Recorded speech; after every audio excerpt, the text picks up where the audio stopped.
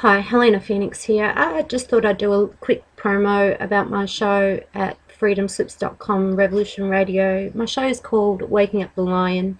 It's essentially a roundtable, but sometimes I have a very special guest on my show, and sometimes I don't even know who I'm going to have an hour before the show. And it could be a very extraordinary guest that I have on, so it's very impromptu. It's a lot of fun. I had a guest on a couple of weeks ago. It was Melanie Tonya Evans. If anyone's familiar with her work, she's a narcissist abuse survivor expert, and she's very well known around the world. And I just am fortunate enough to know people, or know people who know people, and they send them my way for an interview or to join me on the radio. So let's see. So it is, even though it's a round table, and I do have the occasional surprise guests, sometimes I'll just run it with the guest for the first hour, or I will have the guest on and invite callers in for the second hour, for instance. So when's my show on? It's on at 6 p.m. on Tuesday nights, Melbourne time, which is 6 p.m. my Melbourne time, and Eastern Standard Time's at 2 a.m. and 4 a.m. PST, Pacific Standard. So weird times for the US, and I say the US because it is American radio, and I'm lucky that they let me do a show there. I've been there for 5 years or something, and I took quite a break, so I'm really happy to be back.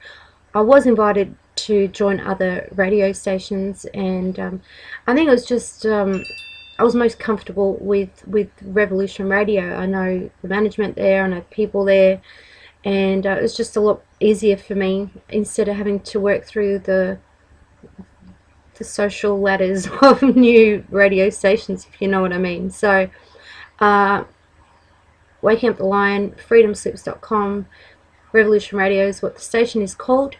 And I'd like in future that Revolution Radio opens up the topic of the flat earth, so we can discuss it. If it turns out to be bunk, we can find out together, but there's no point muting certain topics because they seem ridiculous. The story of Adam and Eve is pretty ridiculous, but a lot of people take that on board as the truth.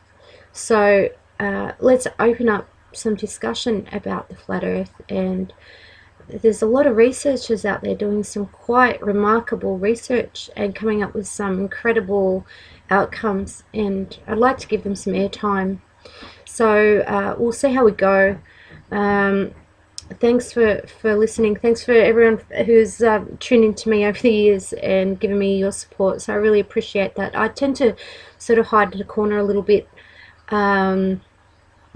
I don't know why I do that, and I also do a lot of music as well, if you know me and my work, and I think I might be doing a lot more of it. I'm getting a big creativity surge. Well, I get those, but I don't tend to share what I create, and I think I might start sharing a little bit more, even if it's just 3 people that see it, whatever, who cares, creativity is where it's at. And I'm being privy to so many new artists and people that are just creating phenomenal artwork, music, and grassroots, not controlled, not contracted, but just grassroots, real deal stuff. And that's what I do, that's what I'm into, that's who I am, that's how I roll.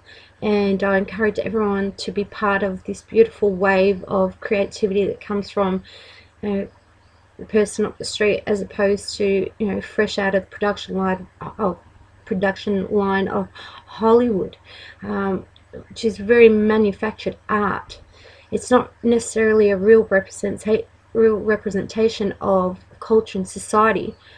And what's happening is the real grassroots artists. When I say artists, I'm talking painters, drawers, culture jammers, musicians, everything that comes under the umbrella of art, are going to start coming forward, and that's going to be what real culture is about. It's not contracted. No one owns it except for the artist, and that's when you're going to see what like I said, what culture is truly about. and it's coming. I can tell you there's a flood of it coming soon, and it's going to be really hard to deny.